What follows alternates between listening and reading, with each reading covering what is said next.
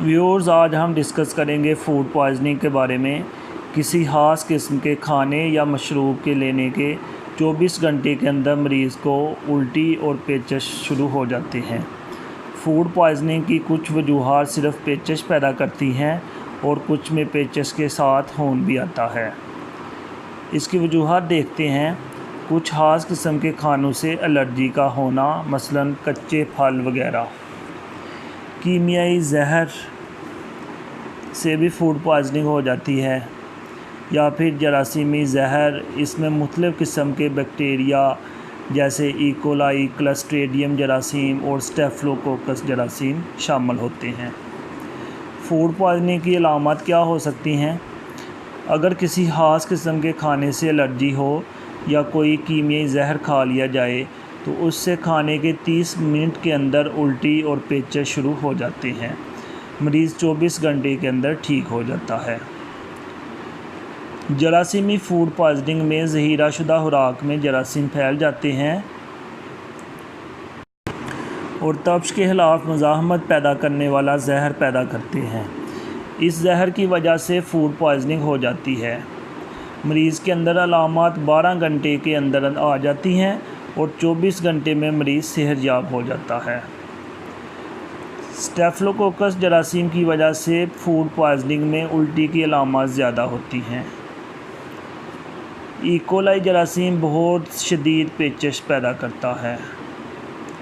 Clostridium जरासीम की वजह से पैदा होने वाली फूड पॉइज़निंग में पेट में दर्द होता है और उल्टी कम होती है।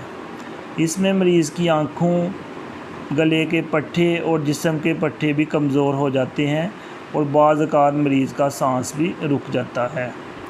मरीज़ का मुआयना करने से ये अंदाज़ा होता है कि मरीज़ के जिस्म से पानी निकल जाता है, जिसकी वजह से उसका हलक खुश्क हो जाता है, जिल्द गैर लचकदार हो जाती है, आँखें अंदर को धंसी होती हैं, पेशाब बहुत कम आता है, प्यास ज़्यादा लगती है। इसके टेस्ट के लिए बची हुई खुराक से जरासीम को अलहदा किया जाता है, या फिर पहाने के टेस्ट में अगर मरीज़ को फूड पॉइज़निंग, एलर्जी या कीमियाई जहर की वजह से होती है तो कोई अलामत नहीं मिलती। अब आते हैं कि इसका इलाज कैसे किया जाता है। स्टेफ़िलोकोकस की वजह से होने वाली फूड पॉइज़निंग में सिर्फ पानी और नमकियात की कमी को पूरा किया जाता है। इसके लिए किसी ख़ास इलाज की ज़रूरत नहीं होती।